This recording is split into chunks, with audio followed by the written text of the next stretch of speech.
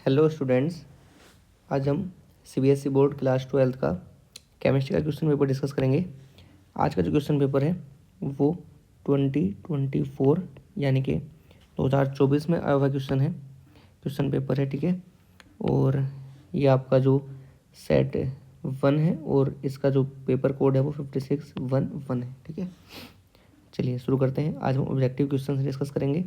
ये कुछ यहाँ पर इंस्ट्रक्शंस दिए हुए हैं, उसके बाद हम स्टार्ट करते हैं, ठीक है।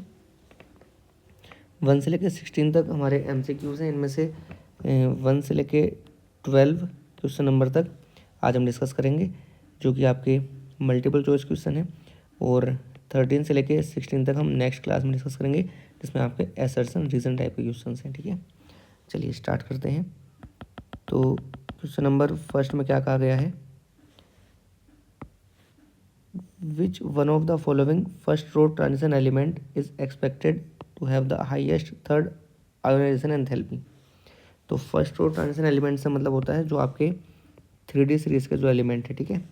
3D सीरीज के एलिमेंट जो आपके स्कैंडियम से लेकर जिंक तक आते हैं, उसमें आपको यहाँ पर कुछ एलिमेंट दिए हुए हैं, आयरन, मैग्नीज, क्रोमियम, वेनेडियम।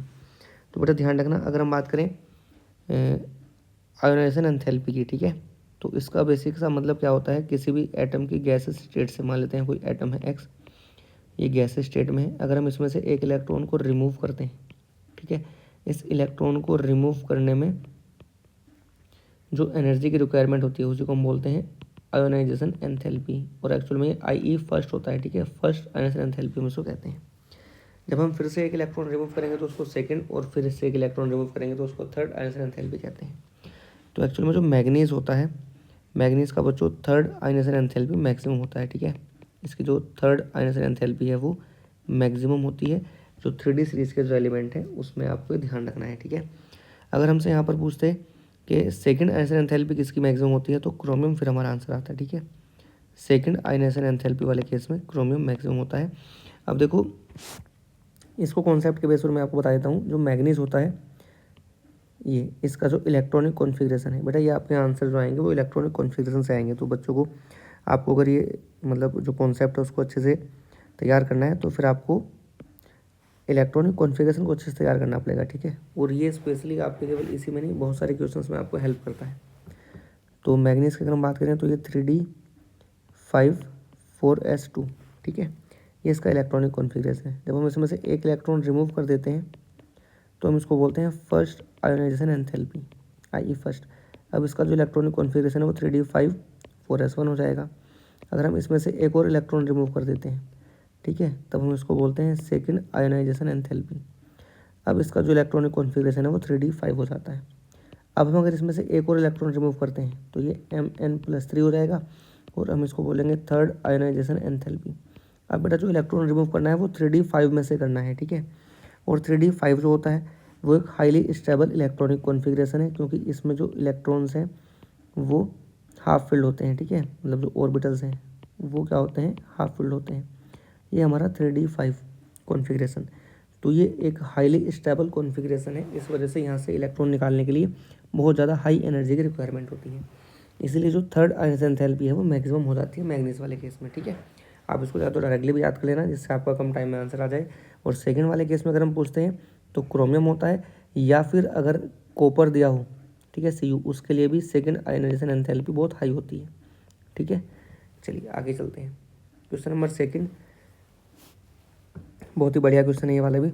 इसमें क्या कहा गया है हमसे बच्चों, which one of the following compound will give a ketone on oxidation with chromic anhydride. तो जो क्रोमिक एनहाइड्राइड है CO3 बेसिकली एक ऑक्सीडाइजिंग एजेंट है, ठीक है। यहाँ पर जो मेन कॉन्सेप्ट है वो क्या है, वो कॉन्सेप्ट ये है बेटा, जो आपके 1 डिग्री एल्कोहल होते हैं RCH2OH, जब हम इनका ऑक्सीडेशन करते हैं तो ये एल्डिहाइड में कन्वर्ट हो जाते हैं RCHO, ठीक है।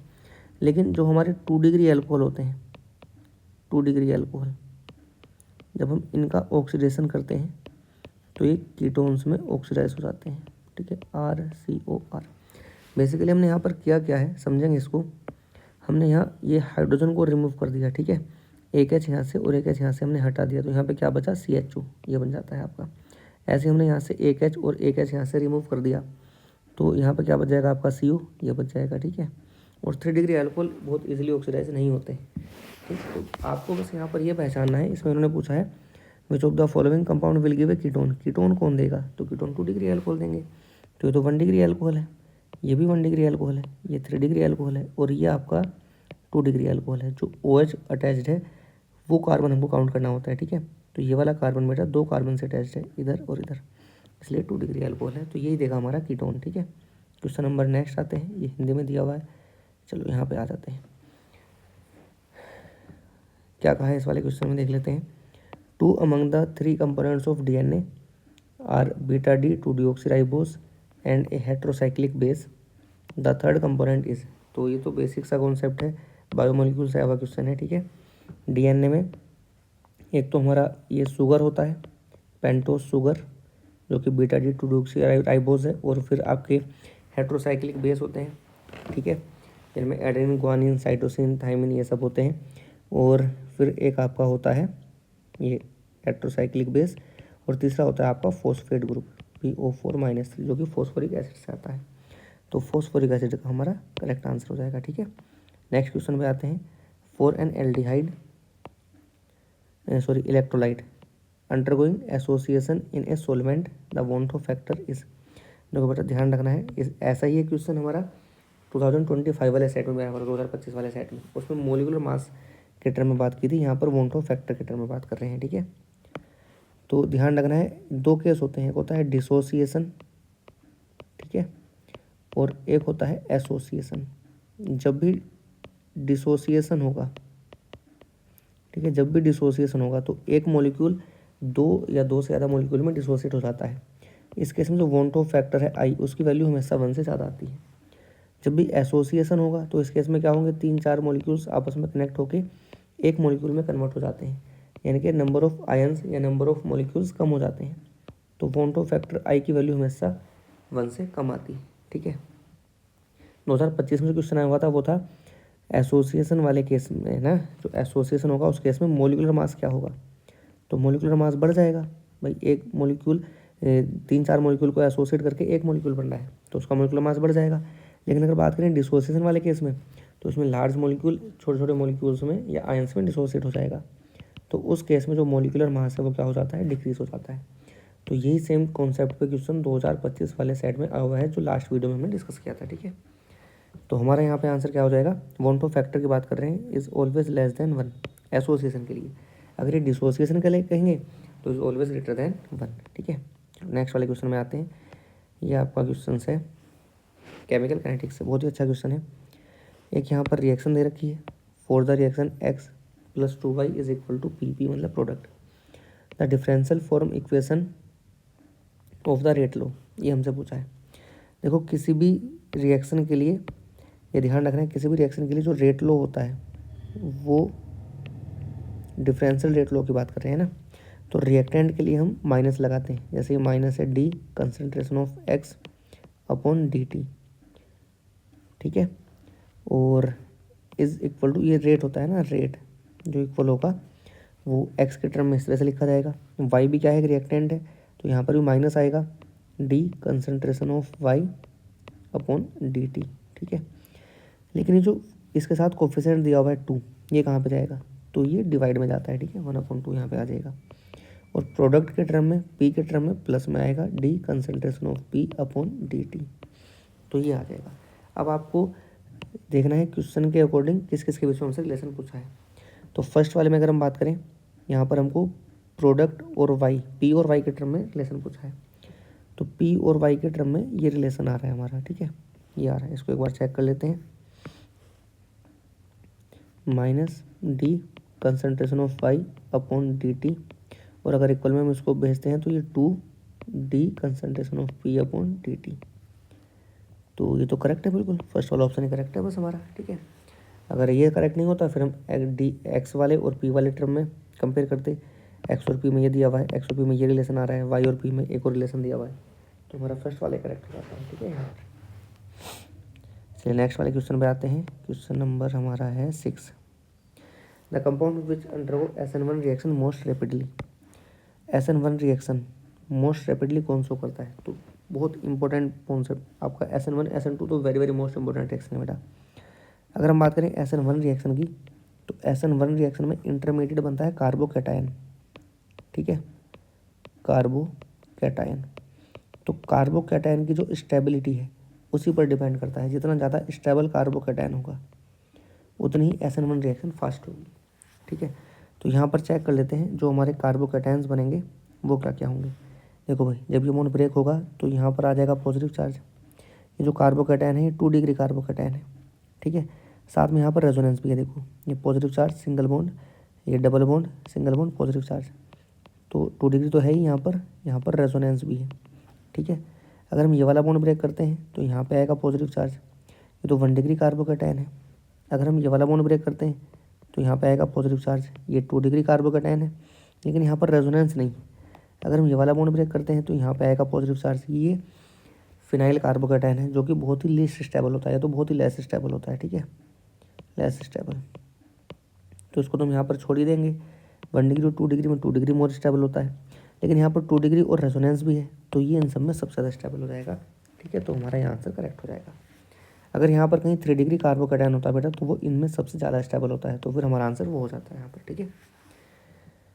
चलिए, मुझे लग रहा है कॉन्सेप्ट आपको समझ में आ गया होगा। SN1 और SN2 रिएक्शन बहुत ज़्यादा इंपॉर्टेंट है, इसको बहुत अच्छे से आपको पढ़ना है।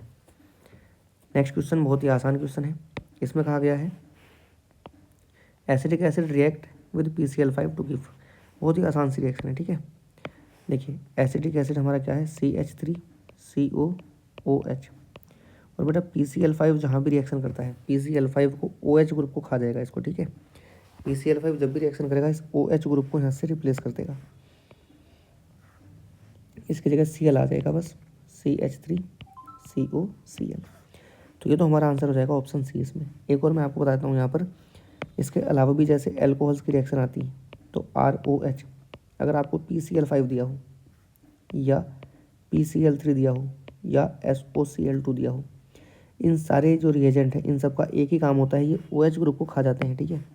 इस OH ग्रुप को खा जाएंगे, इसको हटा के यहाँ पे Cl लगा देंगे, RCl, ये काम यहाँ पर हो जाएगा, ठीक है। तो ये एल्कोहल वाले चैप्टर्स के लिए भी बहुत इंपॉर्टेंट रिएक्शन है। आगे कभी क्वेश्चंस मिलेंगे तो आप उसको इजीली कर देंगे फिर, ठीक है। क्वेश्चन नंबर 8 पे आते हैं। क्या कहा गया 8 वाले क्वेश्चन में, the formation of cyanohydrin from N aldehyde is an example of. तो पहले मैं आपको बताता हूँ कि जो एल्डिहाइड है वो कैसे साइनोहाइड्रिन का फॉर्मेशन करता है, ठीक है। इस तरह से एल्डिहाइड, ये होता है एल्डिहाइड हमारा RCH डबल बॉन्ड O, ठीक है। तो साइनोहाइड्रिन एक्चुअल में तब बनता है जब HCN की रिएक्शन होती है, HCN। तो पहले H+ और CN- हम इसी को अलग कर लेते हैं। यहाँ पर ये H+ और CN- होता है, ठीक है। तो यहाँ पर जो अटैक करेगा वो साइनाइड आयन अटैक करता है, CN-, और ये वाला बॉन्ड ब्रेक होगा इस तरह से, ऑक्सीजन पे आ जाएगा नेगेटिव और इस कार्बन पे आ जाएगा पॉजिटिव चार्ज।